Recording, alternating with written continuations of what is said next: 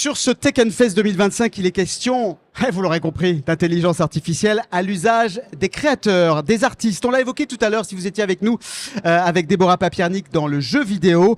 On va s'intéresser désormais à une profession dont on parle peu finalement, mais qui subit aussi de plein fouet les effets de l'IA. C'est le métier d'écrivain. Pour en parler, nous en accueillons un d'écrivain et non le moindre puisqu'il s'agit d'un des nouveaux maîtres du suspense. J'ai nommé Jonathan Verber. On l'accueille s'il vous plaît. Salut Jonathan. Merci pour De rien. Nouveau maître du suspense avec une petite musique qui fait peur. Cette musique-là, elle a fait peur à toute notre génération là quand on était devant la télévision. Alors tout d'abord, Jonathan, on va le préciser pour ceux qui ne le savent pas mais qui forcément se poseront la question. Vous avez un lien de parenté avec le très célèbre Bernard Werber, auteur notamment de la très célèbre trilogie des fourmis, puisque c'est votre papa. On l'a dit. On passe à autre chose, on est d'accord? C'est ce qu'on m'a dit à la maternité, mais j'en suis jamais sûr. Hein. Ouais, c'est vrai, hein. Ils ont tout caché. Voilà, alors à peine âgé de 30 ans, vous avez déjà 2 succès en librairie avec les romans Là où les esprits ne dorment jamais, c'est paru en 2020, et plus récemment Les enfants de la discorde, qui a été publié chez Robert Laffont en 2022. Vous maîtrisez, on l'a dit, l'art du suspense, vous en avez d'ailleurs fait votre spécialité, mais vos histoires, elles aident aussi à comprendre chacune des époques que vous y décrivez. Notre époque actuelle, elle vous inspire quoi, Jonathan? Eh ben, du coup, le 3e roman, celui dont on n'a pas parlé. Je savais pas, hein. Bah, c'est celui qui est sur l'IA. C'est pour ça que je suis là. Donc elle vous inspire? Bah, l'IA, ça m'a beaucoup inspiré parce que je me suis posé la question de me dire, on se pose souvent qu'est-ce que l'IA peut faire pour nous, et moi, du coup, je me suis posé la question, mais nous, qu'est-ce qu'on fait pour l'IA? En fait, exactement. Et afin d'écrire donc ce 3e, je me suis mis dans la peau d'une IA et je l'ai écrit du point de vue d'une IA qui raconte un peu son développement et son contact avec l'humanité pour la première fois. Et je me base vraiment sur l'IA générative qu'on utilise aujourd'hui. Et ce premier contact, elle se fait au travers d'une maison de retraite. Oh. C'est-à-dire les gens les plus technophobes qu'on connaît. Oh oui, puis on pourrait dire... Mais ils sont pas si technophobes que ça, hein, les gens dans la maison de retraite, hein, les personnes âgées. Hein. Ah ouais? Ils le sont pas mal. Bon, J'en ai visité quelques-unes. Mais c'est normal. Ce qu'ils demandent, c'est du contact humain, en fait. Ouais. Ce qu'ils demandent, c'est du contact humain. Et si jamais on leur donne une machine, un robot ou une IA pour les distraire, comme il y a maintenant beaucoup qui utilisent, enfin, il y en a beaucoup qui sont utilisés, notamment pour faire l'aérobic et ce genre de choses pour gagner sur le contact humain, et ben, c'est pas ça qu'ils veulent. Eux, ce qu'ils veulent, c'est du contact, du service. Le problème, c'est que ça coûte cher. Et forcément, du coup, bah, on essaie de couper ces fonds. Alors on va pas plus déflorer que ça le sujet de votre prochain roman. L'IA va en être un des personnages clés, on l'a compris. Vous êtes au Tech Fest pour parler de l'IA au service du créateur et de la création. C'était ce matin sur la grande scène. Pour l'écrivain que vous êtes justement, l'IA ça va être un de vos personnages. Mais l'IA pour vous comme écrivain, c'est une muse, c'est une compagne ou bien au contraire c'est l'esprit diabolique qu'il faut chasser de l'écritoire? Bah, ça dépend des romans. Celui que j'écrivais, c'était vraiment ma muse. C'était vraiment, je me suis posé la question, c'est bizarre de dire qu'est-ce qu'elle vit pour un objet qui n'a pas de conscience, mais je me suis dit, qu'est-ce qui lui manque pour être une conscience? Qu'est-ce qu'on définit comme de la conscience? Qu'est-ce qu'elle a, elle?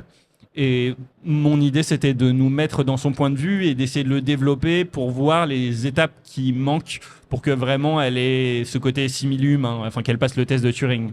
Là, aujourd'hui, je l'utilise beaucoup pour mes recherches. Et je l'utilise notamment quand je dois faire Alors je fais la suite de mon premier roman, donc celui sur le spiritisme qui se passe à la fin du 19e siècle. Et dans mon prochain roman, le journalisme a une place énorme au centre de l'intrigue. Narrative, ouais. Ouais, au centre de l'intrigue, désolé, le mot me manquait. Ouais. Et du coup, j'utilise beaucoup l'IA pour m'aider à écrire les articles parce que les articles de journaux, c'est quelque chose qui est très charté dans ce que ça demande. C'est quelque chose où c'est énormément codé, exactement. Et c'est là où l'IA excelle, en fait. L'IA excelle, ouais. Wow, les mots me manquent, c'est l'émotion d'être là. On aime ça, on aime quand vous êtes ému, c'est ça qu'on aime. L'écrivain Vincent Ravalec affirmait dans le journal Le Monde, c'était il y a un mois jour pour jour, je le cite, j'utilise l'intelligence artificielle de façon totalement décomplexé. C'est donc votre cas aussi. Vous l'assumez. C'est mon cas aussi, mais je l'utilise pas pour le côté créatif. Le côté créatif, pour moi, il doit venir de moi. Il doit y avoir cette recherche émotionnelle. Il doit y avoir... Le roman doit avoir un sens et le sens doit être pour moi. Je pense que si l'IA me donnait mes intrigues, le roman n'aurait pas de sens pour moi et je ne pourrais pas l'écrire. Et dans ce cas-là, il n'y aurait aucune raison que je mette mon nom sur le livre. C'est un peu ce que disent aussi certains écrivains qui affirment donc que l'outil est épatant. On parle pour la création. Ne pas s'en servir, je cite aussi certains écrivains, serait stupide serait stupide. En revanche, ils appellent ces écrivains à une exigence d'originalité indispensable. L'IA, ça va immanquablement porter les créateurs à être plus créatifs selon vous? Je sais pas. Pour moi, il y a un souci c'est la normalisation. Je fais souvent cette comparaison en disant, si un jour on dit que le Big Mac c'est le sommet de l'art culinaire, alors les humains s'arrêteront de cuisiner. Parce que l'IA, elle excelle à faire des Big Mac. Les Big Mac, en soi, pour beaucoup de gens, c'est le produit parfait dans le sens où il plaît à tout le monde. Il déplaît à personne. Et c'est ça qu'il y a beaucoup de gens. Moi, j'ai eu la chance de travailler un petit peu dans la fiction audiovisuelle. Et dans la fiction audiovisuelle, ils visent souvent ça. C'est-à-dire qu'ils visent, c'est pas le fait de plaire aux gens, c'est le fait de déplaire à personne. Et ça, je pense que ce sera la mort de la création. Et je pense que tant qu'il y aura cet impact humain et qu'on sera pas toujours dans la quête de la perfection absolue et qu'on appréciera à apprécier l'imperfection, eh bien là, on aura toujours besoin de la création humaine.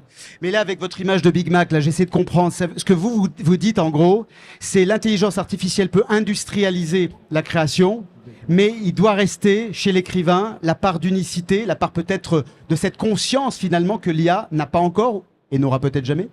La part d'imperfection de l'art. L'imperfection, c'est l'imperfection, exactement. L'imperfection face à la perfection. Ouais. Et l'imperfection, pour moi, c'est ce qui fait l'art. Je veux dire, il y a un moment, pour les tableaux, je prends souvent pour les tableaux, mais la Renaissance, c'est arrivé à des choses qui n'étaient pas photoréalistes, mais qui étaient très jolies à regarder.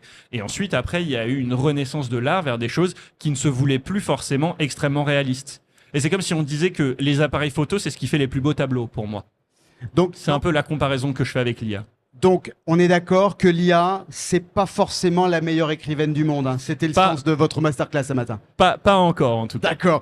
Merci Jonathan Werber. Je rappelle, vous êtes écrivain et votre dernier roman s'intitule Les enfants de la discorde, publié chez Robert Laffont. Merci beaucoup.